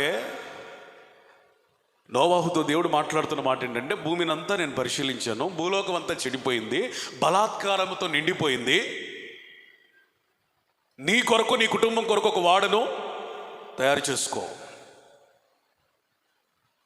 నీవును నీ కుటుంబం అందులో ప్రవేశించాలి. ఇదిగో ఈ కొలతలతో కట్టుకో, లోపలనో వెలుపటనో కీలు రాసుకో, ఒక కిటికీ పెట్టుకో, ద్వారం పెట్టుకో, అరలు కట్టుకో, రెండేసి ప్రతి జాతిలో జంతువుల్ని రెండేసి, ఆడదే మగది రెండేసి తీసుకో అని తనకి ఏం చెబుతున్నాడో మీరు ఆలోచించండి. ప్రాక్టికల్గా నోవాహుకి కంప్లీట్గా అర్థమయ్యేది అంటారా? నేనేమనుకుంటానంటే నోవాహుకి కంప్లీట్గా అర్థం కాల. ఏం అర్థం కాలేదంటే, మరి ఇంతవరకు మా తరంలో కానీ అంతకు ముందు కానీ మా పితరులు కానీ వర్షం అనేది ఉంటుందని ఎప్పుడు చెప్పలేదే, వర్షాన్ని కూడా నా జీవితకాలంలో ఎప్పుడు చూడలేదు, ఇంత వయసు వచ్చింది, జలప్రళయం రావటం ఏంటి అర్థం కాల. నేను ఎప్పుడు వాడని కట్టలేదే, కట్టగలుగుతారంటావా అర్థం కాల. ఈ వాడ ఎటు పోయిద్ది, ఎట్లా తేలిద్ది, ఎక్కడికి వెళ్తాం, మా గమ్యస్థానం ఏంటి, ఏం అర్థం కాల. తనకు అర్థం కాని విషయాలు, మునుపెన్నడు చూడని విషయాల గురించి హెచ్చరింపబడిన దానికి నోవాహు స్పందన ఎంత బాగుందో చూడండి. 22వ వచనం, దానికి నోవాహు స్పందన ఏంటో తెలుసా? నోవాహు అట్లు చేసెను, దేవుడు అతనికి ఆజ్ఞాపించిన ప్రకారం యావత్తు చేసెను. చప్పట్లు కొడతారా? స్తోత్రం చెబుతారా? Praise the lord. మునుపెన్నడూ జరగని సంగతులను చెప్పినప్పటికీ, తనకేమి అర్థం కాని మాటలు చెప్పినప్పటికీ, వాటన్నిటిని అర్థం చేసుకునే జ్ఞానం నోవాహుకు లేనప్పటికీ, దేవుడు నీతో ఉద్దేశాలు చెబుతాడు, దేవుడు తన నిర్ణయాలు చెబుతాడు, దేవుడు కొన్ని విషయాల్లో నిన్ను హెచ్చరిస్తాడు, కొన్ని విషయాలు ఎరుగనివి చెబుతాడు. అయినను ఆయన చెప్పింది చెప్పినట్టు చేయటమే విశ్వాసము ద్వారా నడిపించబడే అనుభవం. స్తోత్రం చెప్పండి. విశ్వాసమును బట్టి నోవాహు నీతికి వారసుడిగా చేయబడ్డాడంటే అర్థం ఏంటో తెలుసా? నీకు అర్థం కానీ అర్థం కాకపోని, జ్ఞానం ఉండని జ్ఞానం లేకపోని, బలము చాలనే చాలకపోని, ఆ మాటకు నువ్వు సంపూర్ణ విధేయుడు అయి దేవుడు ఏది చెప్పాడో అది చెయ్యడమే విశ్వాసం ద్వారా నడిపించబడే అనుభవం. దేవుడు నోవాహుతో గత కాలంలో ఎన్నడూ చూడని విషయాలు హెచ్చరించాడు. ఇతడు విశ్వాస కాబట్టి నీకులాగా నాకులాగా మాట్లాడలా. ప్రభువా, నాకు వాడ కట్టడం వచ్చా, ఇంత శ్రమ నాకెందుకు పెట్టావు, నా వల్ల కాదు. సహకరించేవాళ్ళు ఎవరు ఉన్నారా? నా కొడుకులు, నా కోడలు, నా భార్య, మొత్తం కలిపి 8 మంది నాతో కలిసి 8 మందితో వాడని నేను పూర్తి చేస్తానా? నా శక్తి చాలదయ్యా, నా బలము చాలదయ్యా, అంత ప్రయాస పడలేదయ్యా. ఎన్నో ప్రశ్నలు, ఎన్నో అనుమానాలు, ఎన్నో బలహీనతలు, ఎన్నో భయాలు, ఎన్నో స్వచిత్తాలు, వీటన్నిటికీ సిలువ వేసి దేవుడు ఏది చెప్పాడో అది చేయటానికి అడుగు వేశాడు నోవాహు. స్తోత్రం చెప్పండి. ఎక్కడే మీకు కనబడుతుంది ఇతనికి ఇంత విశ్వాసానికి ఆధారం అయింది ఏంటంటే, ఈయన చెప్పాడు కాబట్టి నాకు అర్థం కావచ్చు, అర్థం కాకపోవచ్చు, నా వల్ల కావచ్చు, కాకపోవచ్చు, బలహీనుడు కావచ్చు, బలవంతుడు కావచ్చు, జ్ఞానం ఉండొచ్చు, లేకపోవచ్చు, ఈయన చెప్పాడు కాబట్టి ఖచ్చితంగా ఇది జరుగుతుంది. స్తోత్రం చెబుతారా? హల్లెలూయా. నేను చేస్తాను అతడు అనుకొని ఉండలేకపోవచ్చు, కానీ ఇది ఆయన చెప్పాడు కాబట్టి నేను చేస్తాను, జరిగిద్ది అంతే. స్తోత్రం చెప్పండి. ఎట్ట జరిగిద్దో, ఏం జరిగిద్దో, ఎట్ట చేయాలో, ఏం చేయాలో, ఎవరు లేరే, ఎక్కడికి వెళ్ళాలి, ఏ అడవికి వెళ్ళాలి, ఏం చేయాలి అని కూర్చొని తన జ్ఞానాన్ని, తన ఆలోచనలన్నిటిని కూడా బయట పెట్టాల, చేయడం వెంటనే ప్రారంభించాడు. స్తోత్రం చెబుతారా? Praise the Lord. ఈరోజు నేను చెప్పాలనుకున్న మాట ఏంటంటే, దేవుడు నీకు అర్థం కాని విషయాలు చెప్పినా అది నిన్ను ఆశీర్వదించడానికే. ఆమేన్. మునుపెన్నడూ చూడని నీకు చెప్పినా ఖచ్చితంగా అది నిన్ను ఒక ఉన్నతమైన శిఖరం మీద నిలబెట్టడానికే. అది నీ శక్తికి మించిందైనా నిన్ను ఘనపరచడానికే, దీవించడానికే, నీ వల్ల కాకపోయినా నీ ద్వారా జరిగించడానికే. నిన్ను దీవిస్తాడు, ఆశీర్వదిస్తాడు అని అర్థమయ్యే సులువైన ప్రసంగం కాదు. ఖచ్చితంగా నువ్వు నేర్చుకోవాల్సిన పాఠం వంటి ప్రసంగం ఇది. నిన్ను దేవుడు ఒకటి చేస్తాడంటే ఖచ్చితంగా నీ ద్వారా చేయిస్తాడంతే. దానితో నీ శక్తితో పని లేదు, నీ జ్ఞానంతో పని లేదు, గతకాలపు అనుభవాలతో పని లేదు, నువ్వు అర్థం చేసుకున్నావా అర్థం చేసుకోలేదా అన్న దానితో కూడా పని లేదు. ఆయన చెప్పింది చెప్పినట్టు చేసుకుంటా పోతే నీకు అర్థమవుతా ఉంటుంది. నువ్వు ఒడ్డు మీద కూర్చొని ఏం చేయాలని యుగ యుగాలు ఆలోచించిన ఇంత పని కూడా చేయలేవు. ఫర్ ఎగ్జాంపుల్, దేవుడు నాకు ఒక ఉన్నతమైన పరిచయం ఇస్తాడని వాగ్దానం చేశాడు. ఇప్పుడు ఈ వాగ్దానం చేసిన దేవుడు ఎలా చేస్తాడు, ఎట్లా చేస్తాడు, పరిస్థితులు కరెక్ట్గా లేవే అని నేను ఆలోచించకుండా కూర్చున్నాను అనుకో, ఎక్కడేసిన గొంగళ్ళు అక్కడే అన్నట్టుగా నా బ్రతుకు ఎట్లాగే ఉండొచ్చు, లేకపోతే ఎంతకంటే దిగజారిపోవచ్చు. కానీ ఆయన నన్ను వృద్ధి చేస్తాను అన్నాడు కాబట్టి ఖచ్చితంగా చేస్తాడని నేను ప్రార్థన చేస్తూ, పరిశుద్ధతను కాపాడుకుంటూ, సాక్ష్యాన్ని కాపాడుకుంటూ, ప్రయాసపడుతూ, శ్రమ పడుతూ ఆయన నడిపిస్తున్న ఒక్కొక్క మార్గంలో నేను నడుస్తున్నప్పటికీ అప్పుడు దేవుడు ఏం చేస్తాడు తెలుసా? ఒక దినమున ఆయన కొన్ని సంవత్సరాల క్రితం చెప్పిన ఆ వాగ్దానాన్ని పరిపూర్ణంగా ఒక్కటి కూడా మిగలకుండా రుజువు చేసి, నిరూపించి, ఘనపరిచి, ఆశీర్వదించి తలను పైకెత్తుతాడు. Praise the Lord. ఒకవేళ నోవహు నీతిమంతుడే, నిందారహితుడే, యథార్థవంతుడే, పరిశుద్ధుడే, ప్రత్యేకంగా బ్రతికిన వాడే, కృప పొందిన వాడు, అంతా బాగుంది. అయితే ఈ ఓడ కట్టే దగ్గర అవిశ్వాసం అయ్యాడు అనుకోండి, ప్రజలందరూ ఎలా మునిగిపోయేవాళ్ళో ఖచ్చితంగా నోవహు కూడా అదే విధంగా మునిగిపోయాడు. ప్రజలు మునిగిపోవడానికి, నోవహు తేలిపోవడానికి, ప్రజలు పతనం అవడానికి, నోవహు ఆశీర్వదించబడడానికి, ప్రజలు కాలగర్భంలో కలిసిపోవడానికి, నోవహు అరారాతు పర్వతం మీద నిలబడడానికి, ప్రజలు వాళ్ళ రుజువులన్నీ కోల్పోవడానికి, ఉనికి కోల్పోవడానికి, చరిత్రలో నోవహు నిలబడడానికి పెద్ద కారణం లేదు. ఒకటే ఒకటి, నోవహు విశ్వాసం కలిగి జీవించాడు. వీళ్ళకి విశ్వాసం కొంచెమైనా లేదు. మళ్ళీ అడుగుతాను, విశ్వాసం ఎలా వచ్చింది? దేవుడు నీకు ఏదైతే చెబుతాడో దాని ప్రకారం నువ్వు నమ్మినప్పుడు, ఆ ప్రకారం చేస్తున్నప్పుడు ఆటోమేటిక్గా నువ్వు ఎక్కడికి వెళ్తావు? విశ్వాసము లోపలికి వెళ్తావు. నువ్వు దేవుడిని నమ్మినప్పుడు, ఆయన మాటలు నమ్మినప్పుడు ఖచ్చితంగా ఏం చేస్తావు? నీ విశ్వాసం క్రియల రూపంలోనికి వస్తుంది. స్తోత్రం చెబుతారా? Praise the Lord. నమ్మటం అంటే ఒక మానసికమైన చర్యో, భావోద్రేకమో, హృదయానికి సంబంధించిందో, లేకపోతే ఏదేదో అంతరంగిక విషయం మాత్రమే కాదు. బహిరంగంగా నీ నమ్మకం ఏం చేస్తుంది అంటే క్రియలు చేస్తుంది. వీళ్ళందరికీ అర్థం కాల, నమ్మలా, నమ్మకపోవడం వల్ల విశ్వాసం లేదు, విశ్వాసం లేకపోవడం వల్ల అంతమందించబడ్డారు. ఈయన ఏం అర్థం కాకపోయినా నమ్మాడు, పని చేశాడు, విశ్వాసం ద్వారా నడిచాడు, నీతికి వారసుడయ్యాడు. యేసుకి స్తోత్రం చెబుతారా? Praise the Lord. ఎవరిని హెచ్చరిస్తాడు దేవుడు? ఎవరిని పడితే వాళ్ళనా? ఆయన చేత హెచ్చరించబడడానికి కూడా ఏదైనా క్వాలిఫికేషన్స్ కావాలా? 2 క్వాలిఫికేషన్స్ మీకు చెబితే, నిజంగా ఆత్మ సంబంధులైతే, ప్రభువా హెచ్చరించబడినప్పుడు మేము బాధపడ్డాం, గాయపరచబడ్డాం, కానీ హెచ్చరించబడడానికి కూడా యోగ్యత కావాలి, అర్హత కావాలన్నావు కదా, దాన్ని బట్టి స్తోత్రం అని చెబుతావు. సరే, స్తోత్రం చెప్పండి. Praise the Lord. ఏంటంటే ఒక వ్యక్తిని దేవుడు ఎవరిని పడితే వాళ్ళని హెచ్చరించడు, ఇది మీరు నమ్మాలి. ఎవరిని పడితే వాడిని గద్దించడో నమ్మాలి. ఎవరిని పడితే వాడిని కదిలించడో, ఎవరితో పడితే వాడితో కఠినంగా మాట్లాడాడో, దానికి 2 క్వాలిఫికేషన్స్ కావాలి. ఒక క్వాలిఫికేషన్ ఏంటో తెలుసా? నిబంధన కలిగిన వాళ్ళు. 18వ వచనం, 6వ అధ్యాయం 18వ వచనం ఏముంది అక్కడ? అయితే నీతో నా నిబంధన స్థిరపరచుదును. స్తోత్రం చెబుతారా? Praise the Lord. దేవుడిని హెచ్చరిస్తున్నాడంటే నువ్వు ఎక్కడున్నావు? నిబంధన వెలుపట లేవు, నిబంధన లోపట ఉన్నావు. ఏంటండి నిబంధన అంటే?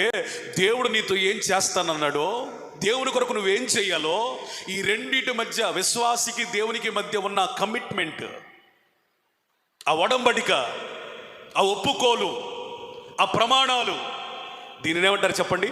నిబంధన. స్తోత్రం. పెళ్లి చేసుకునేటప్పుడు భర్త కొన్ని వాగ్దానాలు చేస్తాడు, భార్య కొన్ని వాగ్దానాలు చేస్తారు. వీరిద్దరి చేత పాస్టర్ గారు వాగ్దానాలు చేపిస్తాడు, ప్రమాణాలు చేపిస్తాడు. దీన్ని ఏమంటారు తెలుసా? నిబంధన. నేను ఇట్లా బ్రతుకుతాను, ఇట్లా లోబడతాను, ఇలా ప్రేమిస్తాను. భార్య అంటది నేను లోబడతానండి అంటది. భర్త అంటాడు నేను నిన్ను ప్రేమిస్తానమ్మా అంటాడు. దీన్ని ఏమంటారంటే నిబంధన. ఇప్పుడు నేను చెప్తున్న వాక్యాల ద్వారా పరిశుద్ధాత్ముడు దేవుడు నిన్ను ఖండిస్తున్నాడు, హెచ్చరిస్తున్నాడంటే చెప్పండి, నువ్వు ఎక్కడున్నావు?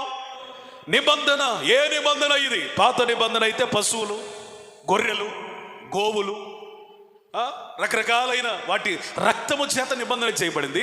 ఆ నిబంధన వల్ల ఎవరు కూడా పరిపూర్ణతలోనికి రాలేదు. కానీ ఈ క్రొత్త నిబంధన ఇక ఏ బలి పశువు కూడా ఇక వధ చెందాల్సిన, రక్తం చిందించాల్సిన పని లేకుండా యేసు ప్రభు 2024 సంవత్సరాల క్రితం మన కొరకు బలి పశువుగా బలిపీఠం మీద పెట్టబడి లోక పాపములను మోసుకొని పోవచ్చు గొర్రె పిల్లలాగా వచ్చి ఆయన పరిశుద్ధ రక్తం ద్వారా మనకు ఒక నిబంధన చేశాడు. దానిని ఏమంటారంటే క్రొత్త నిబంధన సంఘం అంటారు. చేతులు ఎత్తి స్తోత్రం చెప్పండి. Praise the Lord. నువ్వు ఇప్పుడు మందిరంలోనికి వచ్చావంటే ఆషామాషికి వచ్చావనుకుంటున్నావా? ఖాళీగా ఉండి వచ్చాననుకుంటున్నావా? ఆదివారం వెళ్ళకపోతే బాగుండదని వచ్చాననుకుంటున్నావా? లేదు. దేవుడు తన నిబంధనతో నిన్ను బలవంతం చేసుకుని తీసుకొచ్చాడు. హల్లెలూయా. ఆయన నిబంధనే నిన్ను నడిపించింది.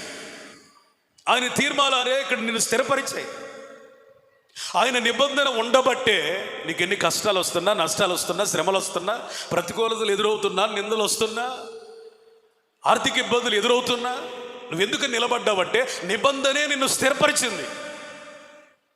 ఇప్పుడు ఇంత ప్రయాసపడి దేవుని కొరకు నువ్వు బ్రతుకుతున్నావు కదా, ఇంత నిబంధనలు నిలబడటానికి ఇష్టపడుతున్నావు కదా, నిన్ను కాకపోతే ఇంకెవరిని హెచ్చరిస్తాడు దేవుడు? నిన్ను దేవుడు హెచ్చరించాడు అంటే అర్థం ఇక తిరుగు లేకుండా నువ్వు చెప్పగలగాలి, అయ్యా నేను నీ ప్రణాళికలో, నీ నిబంధనలో ఉన్నానయ్యా. స్తోత్రం చెబుతారా? Praise the Lord. రెండో మాట చెప్పరా? ఆదికాండం 6వ అధ్యాయం 18వ వచనం ఏముందంటే, నీవును నీతో కూడా నీ కుమారులను, నీ భార్యయు, నీ కోడండ్రును ఆ వాడలో ప్రవేశింపాలి. నిర్ణయంలో ఉన్న వారినే దేవుడు హెచ్చరిస్తాడు. స్తోత్రం చెప్పండి. హల్లెలూయా. దేవుడు ఎవరిని పెడితే వాళ్ళు హెచ్చరించడు. ఎవరిని హెచ్చరిస్తాడు? ఒకటి నిబంధనలో ఉన్నవారిని, ఇంకొకటి నిర్ణయములో ఉన్నవారిని. నిర్ణయం అంటే ఏంటి తెలుసా? ఎవరిని ముందుగా నిర్ణయించనో వారిని దేవుడట పిలిచాడట. ఎవరిని పిలిచాడో వారిని దేవుడు ఏం చేశాడట? నీతిమంతులుగా మార్చాడట. ఎవరిని నీతిమంతులుగా మార్చాడో వారిని మహిమకు అర్హులుగా మారుస్తున్నాడట. స్తోత్రం చెప్పండి. Praise the Lord. నువ్వు మహిమ దాకా వెళ్ళాలంటే మొదటి స్టెప్ ఏంటో తెలుసా? నువ్వు నిర్ణయించబడాలి. ఇప్పుడు పెళ్ళికి మనం ఎవరినైనా పిలవాలంటే మన మైండ్లో కొంతమంది ఉంటారు, వాళ్ళనే మనం పిలుస్తాం. కొంతమంది మైండ్లో ఉండరు, వాళ్ళని పిలవం. మన మనస్సులో ఎవరినైతే నిర్ణయించుకుంటామో, అవసరమైతే కొంతమంది ఇంకా కొంచెం ప్రీ ప్లాన్ కలిగిన వాళ్ళు ఏం చేస్తారంటే ఎవరెవరిని పిలవాలా అని ఆ రాత్రి అంతా కూర్చొని ఆ పేర్లన్నీ రాసుకొని, వాళ్ళ ఫోన్ నెంబర్లు, అడ్రస్లన్నీ రాసుకొని, అవసరమైతే ఫోన్ చేయటం, అవసరమైతే వెళ్ళి కార్డు ఇవ్వటం, ఏదైనా మొత్తానికి నిర్ణయించబడిన లిస్ట్ ఒకటి తయారు చేసుకుంటారు. దేవుడు నిన్ను ఎందుకు హెచ్చరిస్తున్నాడంటే నిర్ణయించబడిన లిస్టులో నువ్వు ఉన్నావు. చప్పట్లు కొట్టి యేసుకి స్తోత్రం చెబుతారా? స్తోత్రం చెబుతారా? Praise the Lord. నిబంధనలో ఉన్న వారిని హెచ్చరిస్తాడు, నిర్ణయించిన వారిని హెచ్చరిస్తాడు. ఈ రెండు ప్రాముఖ్యమైన విషయాలు నువ్వు అర్థం చేసుకుంటే, ప్రభువా నువ్వు నన్ను ఎంత సరిచేయాలనుకుంటే అంత సరిచేయి ప్రభువా, ఎంత క్రమపరచాలనుకుంటే అంత క్రమపరచునైనా, ఎంత గుణపరచాలనుకుంటే అంత గుణపరచయ్యా, అవసరమైతే ఎంత గాయపరుస్తావో గాయపరచయ్యా. నేను నీతికి వారసును అవ్వటమే నీ లక్ష్యమైతే నీ గద్దింపులు నాకు ఆశీర్వాదమయ్యా అని ప్రార్థన చేస్తావు. యేసుకి స్తోత్రం చెప్పు. Praise the Lord. నిన్ను దేవుడు గద్దిస్తున్నాడా? దైవజనుడి ద్వారా గద్దిస్తున్నాడా? వాక్యము ద్వారా నీకు వాతలు పడుతున్నాయా? నువ్వు నిర్ణయంలో ఉన్నావు, నిబంధన చేయబడ్డావు. దేవుడికి పని పాట ఏమి లేదనుకున్నావా? పద్దాక నిన్ను గదిలించి నిన్ను ఖండించడానికి, గద్దించడానికి, బుద్ధి చేయడానికి, సరి చేయడానికి ఇంకేం పని పాట లేదా దేవునికి? ప్రేమించిన కుమారుని ఏ విధంగా తండ్రి గద్దిస్తాడో, ఎవరినైతే దేవుడు నిర్ణయించాడో, నిబంధనలో ఉంటారో, ప్రేమిస్తున్నాడో, ఎవరి కొరకైతే రక్తం గార్చాడో వాళ్లను ఆయన గద్దిస్తాడు. దేవుని వాక్యం సెలవిస్తుంది, నా గొర్రెలు నా స్వరాన్ని వింటాయి. స్తోత్రం. అది ముద్దుగా మాట్లాడిన వెంటే చెప్పండి, కఠినంగా మాట్లాడిన వెంటే, కటువుగా మాట్లాడిన వెంటే, మృదువుగా మాట్లాడిన వెంటే, మొత్తానికి అది నా గొర్రె కాబట్టి వింటది. స్తోత్రం చెప్పండి. దేవుని వాక్యం నువ్వు వినకుండా పోతున్నావు అనుకో, కఠినంగా ఉందని చెవులు మూసుకున్నావు అనుకో, ఏమో నువ్వు గొర్రె కాకుండా పోతున్నావేమో, జాగ్రత్తగా చూసుకో. ప్రభువా, ఏ పరిస్థితి ఇచ్చినా నీ గొర్రెల మందులో నేను ఉండాలయ్యా, నీ మాట నేను వినాలయ్యా. ఏం చెప్పాడు ఆయన అంటే, కొంచెం లోతులోకి మనం వెళదాం. ఆదికాండం 6వ అధ్యాయం 13 నుంచి నేను చదువుతాను. దేవుడు నోవహుతో, సమస్త శరీరుల మూలంగా భూమి బలాత్కారంతో నిండి ఉన్నది కనుక నా సన్నిధిని వారి అంతము వచ్చి ఉన్నది. ఇదిగో వారిని భూమితో కూడా నాశనము చేయుదును. చితిసారపు మ్రానుతో నీ కొరకు వాడును చేసుకునము. ఎట్లా చేసుకోవాలి అంటే దాని ప్లానింగ్ ఇస్తున్నట్టు చూడండి. అరలు పెట్టి, ఇక్కడ ఆగుదాం. దేవుడు గత కాలంలో చూడని సంగతుల విషయమే హెచ్చరించాడు. ఈ వాడు కూడా ఎప్పుడు చేయలే. ఎలా చేయాలో చెప్తున్నాడు వినండి. అరలు పెట్టాలి. ఏం పెట్టాలి? మీ ఇంట్లో అరలు ఉన్నాయా లేవా? అరలు అంటే ఏంటి మనకు తెలియ అర్థం కాదు కదా. షెల్ఫ్స్ ఉన్నాయా లేవా? ఎందుకు? ఏ వస్తువుని అక్కడ క్రమంగా పెట్టడానికి అరలు కావాలి. ఒకవేళ ఎవరైనా అద్దింటికి వెళ్తున్నారు అనుకోండి, అంతా నచ్చింది, బాత్రూమ్లు బాగున్నాయి, బెడ్రూమ్లు బాగున్నాయి, ఇల్లు బాగుంది, టైల్స్ బాగున్నాయి, ఓ సర్వాంగ సుందరంగా ఉంది, కానీ దానికి షెల్ఫ్లు లేవనుకోండి, ఆ ఇంట్లో ఉండడానికి ఇష్టపడతారా?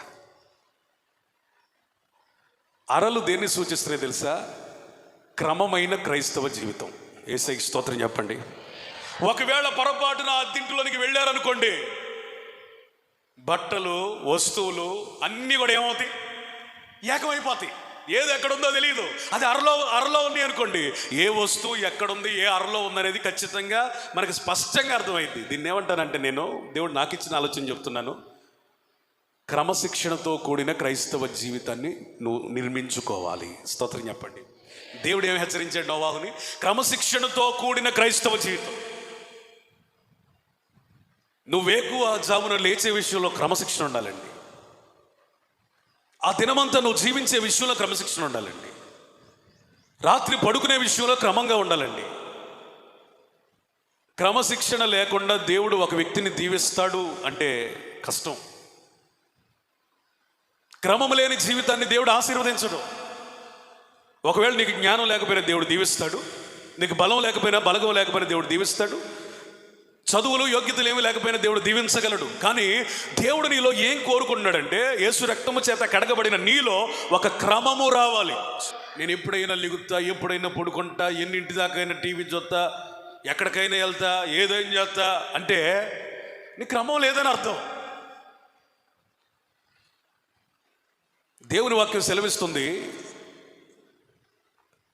భార్య లోగిట ఫలించడు ద్రాక్ష వల్లి వలె ఉన్నారట. భార్య అంటే మీ గురించి నేను ఈ పూట నేను మాట్లాడడానికి ఇష్టపడలేదు, కానీ మన పరమ భర్త అయిన యేసు ప్రభుకి మనం ఏమై ఉన్నాం? భార్యలమై ఉన్నాం. స్తోత్రం చెబుతారా? వధువు సంఘమై ఉన్నాం. మనం కూడా ఎట్లా ఉండాలో తెలుసా? సంఘములో క్రమము కలిగి ఎదగాలి, లోగిట ఫలించాలి, క్రమశిక్షణ కలిగి జీవించాలి. తమ్ముడు నీకు క్రమం ఉందా? అమ్మా నీకు క్రమం ఉందా? అయ్యా నీకు క్రమశిక్షణ ఉందా? రాజకీయ నాయకులు ఎప్పుడైనా చూడండి, వాళ్ళు ఎంత క్రమశిక్షణగా ఉంటారో. ఆ పేర్లు నేను చెప్పడానికి ఇష్టపడ్డా, కానీ కొంతమంది ఆ డ్రెస్ మెయింటెనెన్స్ చూడండి. లేడీస్ కానీ జెంట్స్ కానీ డ్రెస్ మెయింటెనెన్స్ అందరని చెప్పను, కానీ కొందరు నిజమైన సరిగ్గా నాయకులు కొంతమంది ఉంటారు, వాళ్ళ డ్రెస్ మెయింటెనెన్స్ చూడండి. నేను డ్రెస్ గురించి మాట్లాడట్లా, వాళ్ళకి ఎంత క్రమం. మనం ఇప్పుడు పడితే ఇప్పుడు లెగుతాం. ఒక రాజకీయ నాయకుడు ఎట్లా ఇస్తాడు? మనలాగా 10 దాకా పడుకుంటాడా? ఎవడు అడిగే వెళ్ళాడని ఇష్టానుసారంగా ప్రవర్తిస్తాడు? లేదు. ఒకవేళ ఆ ప్రచారంలో తిరిగి తిరిగి తిరిగి మధ్యరాత్రి 12ంటికి వచ్చినా, 1 గంటకు వచ్చినా, ఆయన లేవాల్సిన సమయం ఏంటో తెలుసా? మళ్ళీ 5ంటికే. తన దినచర్యని 5ంటితో మళ్ళీ ప్రారంభిస్తాడు. వాళ్ళకి తిండిలో ఒక క్రమం ఉంటుందండి, ఎక్సర్సైజ్ చేస్తారండి, మాటల్లో ఒక క్రమం ఉంటుందండి, ఏది పడితే అది మాట్లాడరు. వాళ్ళ జీవితంలో ఒక క్రమం ఉంటుందండి. అన్నిటిలో ఒక రాజకీయ నాయకుడే ఇంత క్రమంగా బ్రతుకుతూ ఉంటే, యుగ యుగాలకు నీతికి వారసులుగా ఉండాల్సిన మనం ఇంకెంత క్రమంగా బ్రతకాలి? ఇది మొదలుకొని నీ మాటలో క్రమము వచ్చునుగాక, చూపులో క్రమం వచ్చునుగాక, జీవితంలో క్రమం వచ్చునుగాక, వస్త్రంలో క్రమం వచ్చునుగాక, క్రమశిక్షణ కలిగిన క్రైస్తవునిగా నువ్వు మార్చబడదుగాక. క్రమం లేకుండా దేవుడు నిన్ను దీవించడండి, ఆశీర్వదించడండి. ఒకవేళ నీ దేవుని కొరకు నువ్వు కన్నీళ్లు విడిచినా, నువ్వు ఎక్కడెక్కడ క్రమపరచబడాలో, ఎక్కడెక్కడ సరిచేయబడాలో, ఎక్కడెక్కడ క్రమశిక్షణ నేర్చుకోవాలో దేవుడు ఏం చేస్తాడంటే నేర్పుతాడు. కొంతమందికి క్రమం లేని జీవితాలు. భర్త వచ్చి ఇంటి దగ్గరికి వచ్చి ఎత్తుక్కోవాలి. అమ్మాయి మా ఆవిడ కనిపించిందా, మా ఆవిడ కనిపించింది, ఎత్తుక్కోవాలి. ఆయన అరగంట ఎతికితే కానీ ఎదురు రాదు. క్రమం లేని ఒక స్త్రీ. ఒక పురుషుడు ఉంటాడు, పని చేయడు, కష్టపడడు, ఊరు మొత్తం తిరుగుతాడు, మళ్ళీ భార్యను తంతాడు. క్రమం లేని పురుషుడు. కొంతమంది క్రమం లేని యవనస్తులు. మిమ్మల్ని ఏదో గాయపరచాలి నా ఉద్దేశం కాదు, కానీ నువ్వు ఎందుకు చదివావు, ఎందుకు రక్షించబడ్డావు, నీ జీవితంలో క్రమం ఉందా? మన లైఫ్ స్టైల్ ఎప్పుడు మారిద్దో దేవుడు మనల్ని ఆశీర్వదించే తీరు కూడా మారిద్దండి. స్తోత్రం చెబుతావా? Praise the Lord. నువ్వు 2-3 దాకా కూడా ఫోన్లు నొక్కొని అప్పుడే పడుకున్నావు అనుకో, ఉంటారండి. ఇది మీకు ఆశ్చర్యం కలగొచ్చు, కానీ యవనస్తులు అడగండి చెబుతారు. ఆ మధ్య ఒక ఆమె ఇంటర్వ్యూ ఉన్నాను నేను. ఆమె పడుకునేది 3 ఎన్నిటికి? అప్పుడు దాకా ఏం చేసిద్దంటే సినిమాలు చూసిద్దంట. పడుకునేది 3 ఆమెకు తెల్లారేది 10-11 అంట. ఓరి నాయనో, లోకస్తులు తీరే ఇట్లా ఉందా? క్రైస్తవుల్లో కూడా మీలో ఎవరైనా ఉన్నారా?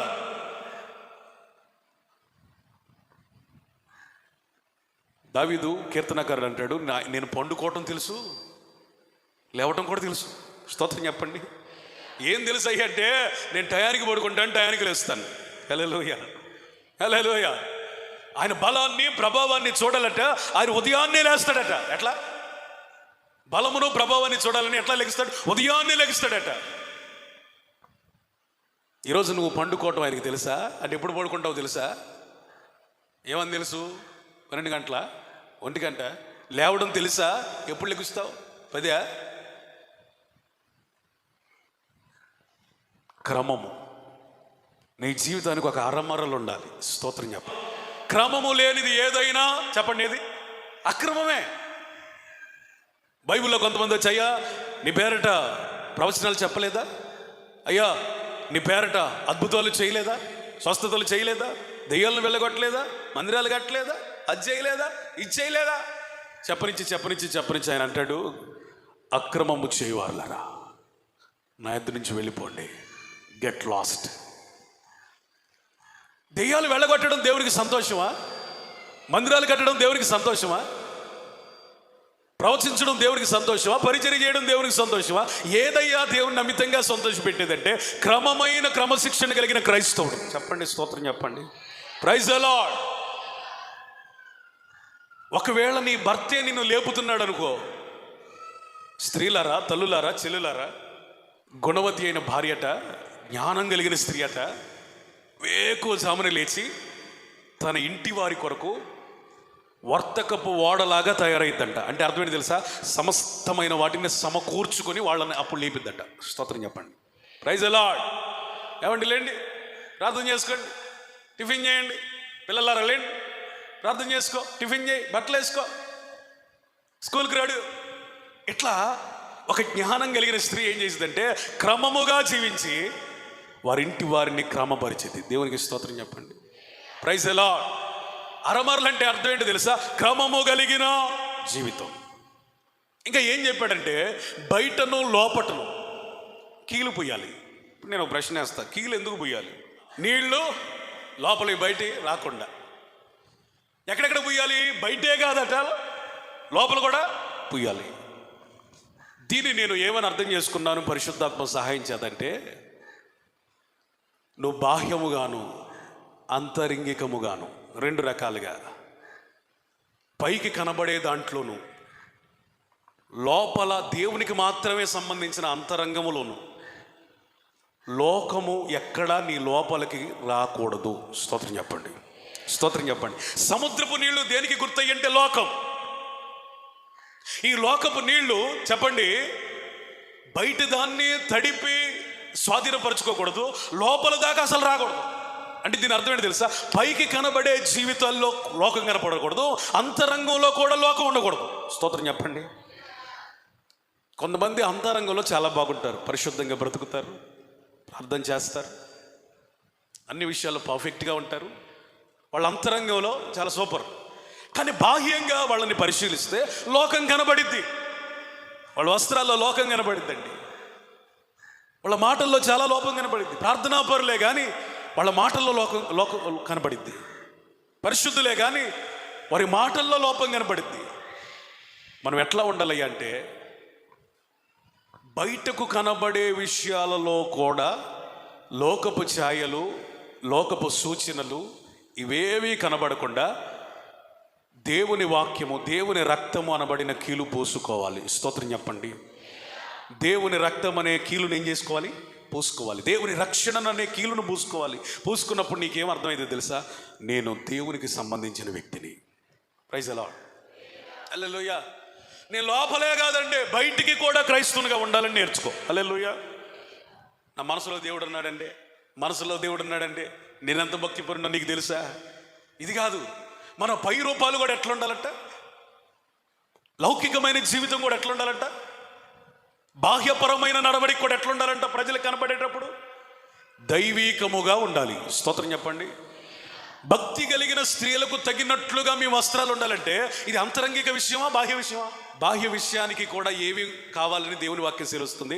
మాదిరి కావాలని దేవుని వాక్యం సెలవిస్తుంది. స్తోత్రం చెప్పండి. Praise the Lord. అంటే పైకి కనబడేవి కూడా ఎట్లా ఉండాలి? సీల్ వేయబడాలి, యేసు రక్తము తొడగబడాలి, పవిత్రముగా కనబడాలి, నీ వస్త్రము పరిశుద్ధులకు తగినట్లుగా ఉండాలి.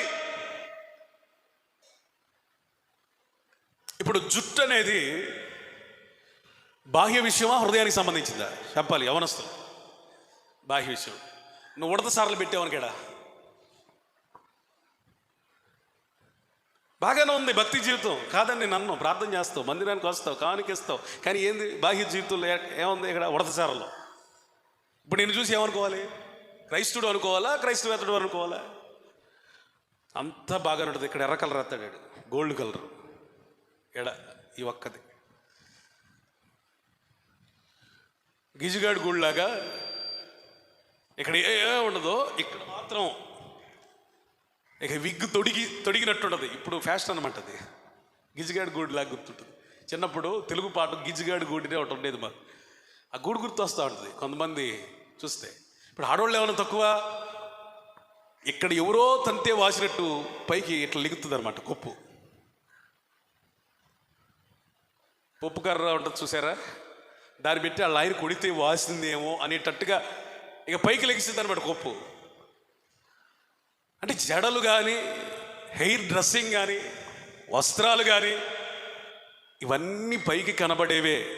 నేను పరిశుద్ధుని, పాపం చేయను, ప్రార్థన చేస్తాను, మందిరానికి పోతాను, విశ్వాసం గొప్పదంటే కుదరదట. పైనవి కూడా యేసు రక్తము చేత సీల్ చేయబడి వాక్యమేమి చెబుతుందో అలాంటి వస్త్రాలు మనం ధరించాలి. స్తోత్రం చెప్పండి. వాక్యమేమి చెబుతుందో అలాంటి హెయిర్ స్టైలే ఉండాలి. హల్లెలూయా.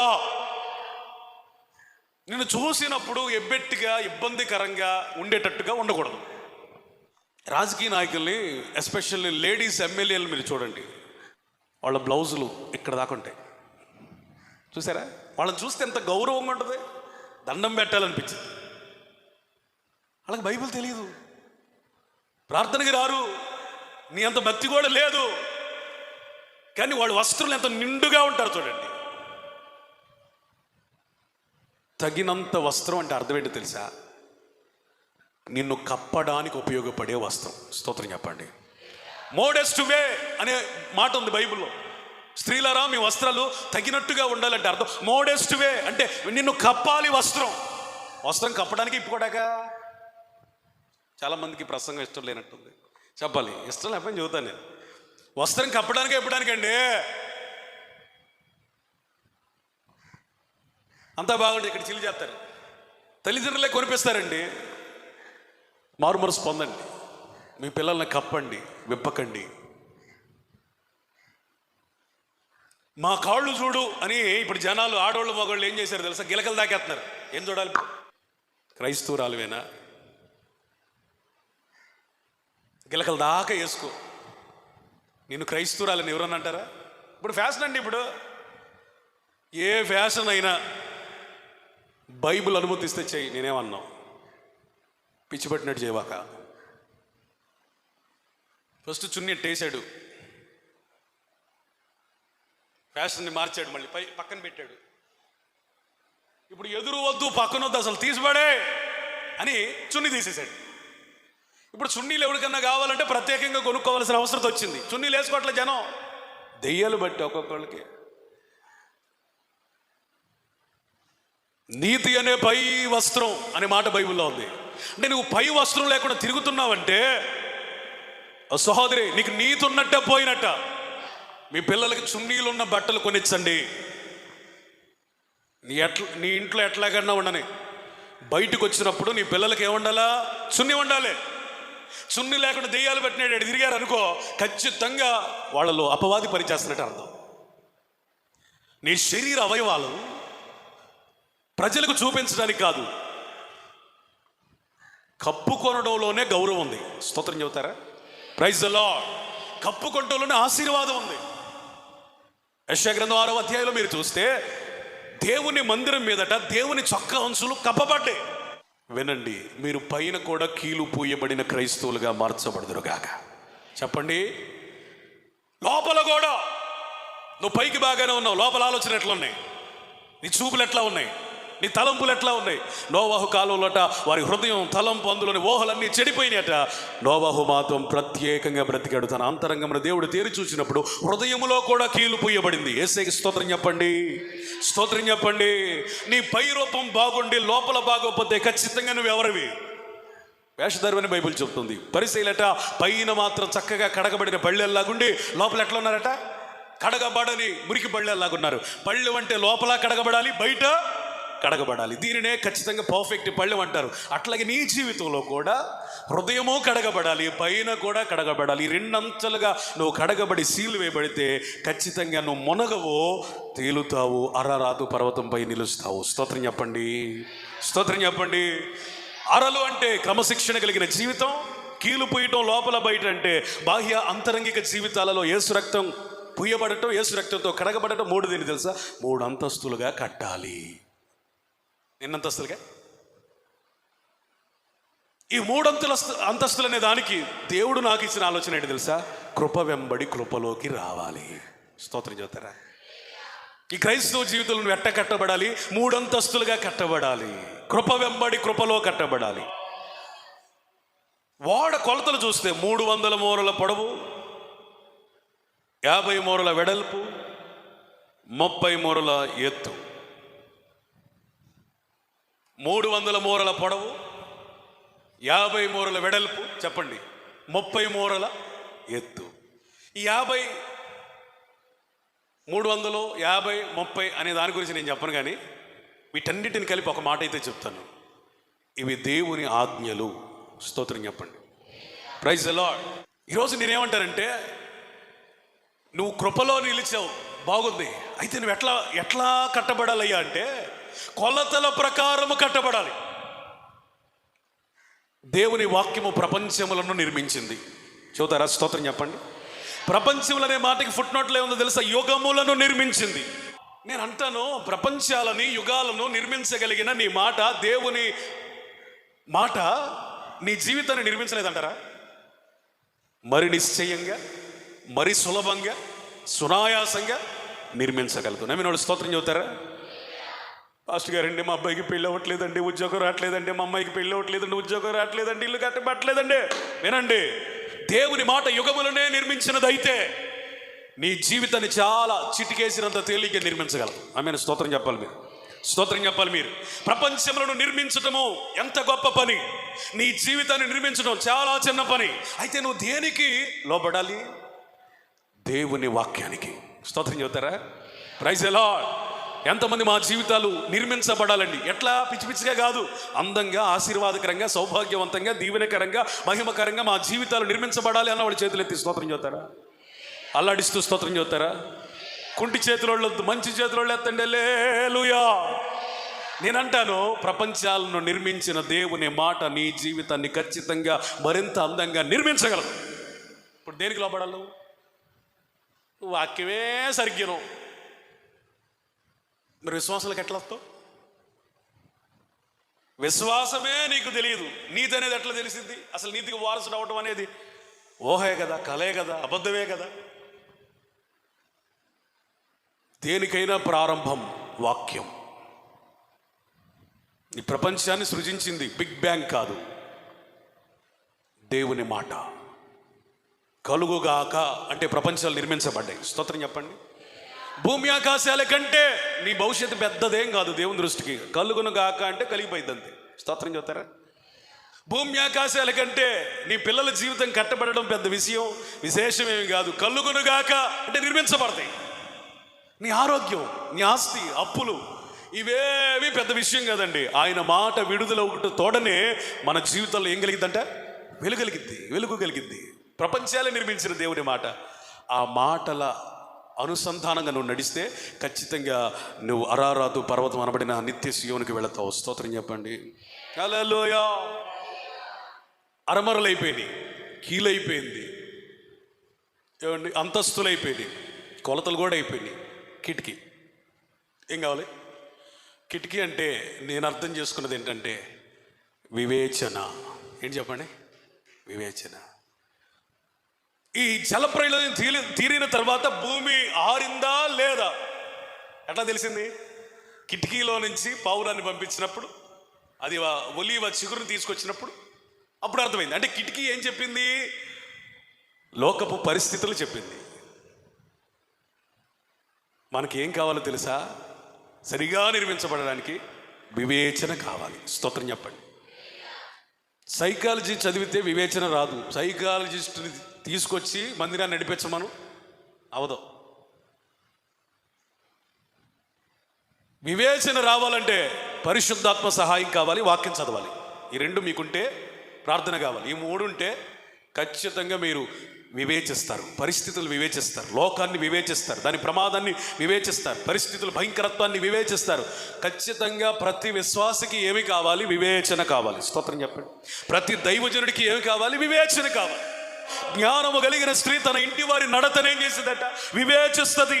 ఆత్మ కలిగిన వాడు ప్రతి వాడిలో ఉన్న ఆత్మ ఏదో వివేచిస్తాడు. వివేచన కావాలంటే ప్రార్థన చేయండి, వాక్యము చదవండి. మూడోది పరిశుద్ధాత్మను పొందుకోండి. ఖచ్చితంగా మీరు పరిస్థితులు వివేచించగలుగుతారు. స్తోత్రం. మనుషులను వివేచించగలుగుతారు. హల్లెలూయా. నీతో తీయగా మాట్లాడుతున్నారని అనుకోవాక. ఈ తీపి తీపి తీపి తీపి నువ్వు వివేచన కనుక నీకు లేకపోతే నీకు షుగర్ రోగం వచ్చేదాకా చేసింది. అందుకని ఎవరు తీయగా మాట్లాడుతున్నారు, ఎవరు కఠినంగా మాట్లాడుతున్నారు కాదు, వారి హృదయం ఏంటి, వారి జీవితం ఏంటి, వాళ్ళు ఏంటి, వాళ్ళలో పనిచేస్తున్న ఆత్మ ఏంటి, ఇదంతా వివేచించగలగాలంటే ఆత్మలను వివేచించగలిగిన పరిశుద్ధాత్మను మనలో పని చేయాలి. స్తోత్రం చెబుతారా? ఇంకొకటి లాస్ట్లో ఏముందో తెలుసా? ఒకే ఒక ద్వారం. ఆ వాడికి ఎన్ని ద్వారాలు? 1, 10 చెప్పరేనండి. ఒకే ఒక ద్వారం. ఈ ద్వారం ఏంటయ్యా అని నేను దేవుడి సన్నిధిలో కనిపెట్టినప్పుడు పరిశుద్ధాత్మ నాకు ఇచ్చిన ఆలోచన, యేసు నేనే మార్గం, నేనే సత్యం, నేనే జీవం, నా ద్వారా తప్ప ఎవరునూ తండ్రి యొద్దకు రాలేడు. One and only Jesus. చప్పట్లు కొట్టి యేసుకి స్తోత్రం చెప్పండి. Praise the Lord. హల్లెలూయా. నీ జీవితానికి చెప్పండి, అరలు ఉండాలి, కీలు పుయ్యాలి, అంతస్తులతో కట్టబడాలి, వివేచన అనబడిన కిటికీ ఉండాలి, దేవుని వాక్యపు కొలతలు ఉండాలి, ఏకైక మార్గమైన యేసయ్యను హత్తుకోవాలి. స్తోత్రం చెప్పండి. బైబిల్లో ఒక మాట ఉంది, మీరు శిరస్సును హత్తుకోండి. దేన్ని హత్తుకోండి? శిరస్సు అనగా క్రీస్తు. మినిస్ట్రీలను హత్తుకోవద్దు, దైవజనులను హత్తుకోవద్దు, వాళ్ళని వీళ్ళని హత్తుకోవద్దు. నువ్వు హత్తుకోవాల్సింది ఎవరు అంటే యేసయ్యను మాత్రమే. స్తోత్రం చెప్పండి. హల్లెలూయా. కొంతమంది ఉంటారు, యేసు ప్రభుని బండబూతులు తిట్టిన దేవుడే చూసుకుంటాడండి అంటారు. అది వాళ్ళ సంస్థ నాయకుడిని, మినిస్ట్రీ పాస్టర్ గారిని తిట్టారు. ఎవడరా మీరు, మేమంతా లేవనుకున్నారా? మా నాయకుడి మీద ఏకబడితే కూడా వాళ్ళేమని చెప్పేసి పాస్టర్ని తిడితే వీళ్ళకి రోషం వచ్చింది, యేసు ప్రభుని తిడితే రోషం రాదు. చెప్పండి, వీళ్ళు శిరస్సును ఎత్తుకున్నారా, పాస్టర్ని ఎత్తుకున్నారా? పాస్టర్ని కాదు, శిరస్సును ఎత్తుకోండి. స్తోత్రం చెప్పండి. దురభిమానం అనే పాపంలో పడకండి. అభిమానం ఉండాలి. ఏ అభిమానం ఉండకూడదు? దురభిమానం. కొంతమంది మినిస్ట్రీలను హత్తుకుంటారు. ఇక ఆ మినిస్ట్రీలు అంటే వాళ్ళు ఎంత హత్తుకుంటారంటే కలలో మెలకువలో అయ్యే గుర్తుకొస్తా ఉంటాయి. సొంత సంఘంలో ఏదైనా మీటింగ్లు జరుగుతున్నాయి అనుకోండి, కనీసం వాట్సాప్ స్టేటస్ పెట్టరు కొంతమంది. పలానా చోట మీటింగ్ జరుగుతుంది వెళదామని ఎవరు కూడా పర్సనల్గా ఇన్వైట్ చేయరు, స్టేటస్ పెట్టరు. పక్కన మినిస్ట్రీలు పెడతంటే వీళ్ళు స్టేటస్లు పెడతారు. అంటే వీళ్ళు మినిస్ట్రీలను బట్టి ఎంత ఉప్పొంగే స్టాండర్డ్స్ లేని క్రైస్తవులు మీరు ఆలోచించండి. మినిస్ట్రీలు కాదు హత్తుకోవాల్సింది, యేసుక్రీస్తుని హత్తుకోండి. అప్పుడు ఖచ్చితంగా మీరు సంఘాన్ని కూడా హత్తుకుంటారు. స్తోత్రం చెబుతారా? Praise the lord. మినిస్ట్రీలే కాదు, దైవజనులే కాదు, ప్రీచర్స్ని కాదు, దేనిడో కాదు, కేవలం క్రీస్తుని హత్తుకుంటేనే నువ్వు పరలోకానికి వెళతావు. యేసయ్యకి స్తోత్రం చెబుతారా? ఇంతకీ నేను చెప్పొచ్చేది ఏంటంటే, ఇతడు దేవుని వాక్యము ద్వారా విశ్వాసము పొంది ఆ విశ్వాసమునకు తగినట్లుగా దాన్నంతా తయారు చేయడాన్ని బట్టి ఇందు మూలంగా అర్థమేంటని తెలుసా? ఇతడు నీతికి వారసుడయ్యాడు. అర్థమైన వాళ్ళు గట్టిగా స్తోత్రం చెబుతారా? ఇతడు నీతి ఎందుకు వచ్చింది? విశ్వాసం బట్టి వచ్చింది. విశ్వాసం ఎట్లా వెల్లడైంది? అతని క్రియలను బట్టి. క్రియలు ఎందుకు చేశాడు? ఆయన చెప్పిన మాటలను బట్టి. క్లియరా? చెప్పండి, స్పష్టంగా ఉందా? మరి వీళ్ళు ఎందుకు మునిగిపోయారు?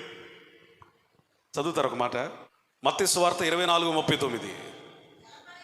జల ప్రళయం వచ్చి అందరినీ కొట్టుకొని పోవే వరకు ఎరుగకపోయిరి. అబ్బా, చదివారా? అందరినీ కొట్టుకునేదాకా కూడా వీళ్ళకి అర్థం కాలేదట. నా మాటలు ముగిస్తున్నా. యేసయ్యకి స్తోత్రం చెప్పండి. హల్లెలూయా. అందరినీ కొట్టుకుని పోయేదాకా కూడా తెలియలేదట. ఏం చేస్తున్నారు వీళ్ళు? తినడంలో మునిగిపోయారు, తాగడంలో మునిగిపోయారు, పెళ్ళిళ్ళు చేసుకోవడంలో మునిగిపోయారు, ఇళ్ళు కట్టుకోవడంలో మునిగిపోయారు, వ్యవసాయ పనుల్లో బిజినెస్ల్లో మునిగిపోయారు, లోకాచారాల్లో మునిగిపోయారు. ఈ మునిగిపోవడం ఎంత లోతుకి వెళ్ళిపోయారు, ఎంత లోతుగా లోకంలో నాటుకుపోయారంటే జలప్రళయం వచ్చి వీళ్ళు కొట్టుకుపోయే సంగతి వీళ్ళు కొట్టుకునే దాకా కూడా అర్థం కాలేదు. ఎంత క్లియర్గా పరిశుద్ధాత్ముడు రాశాడు.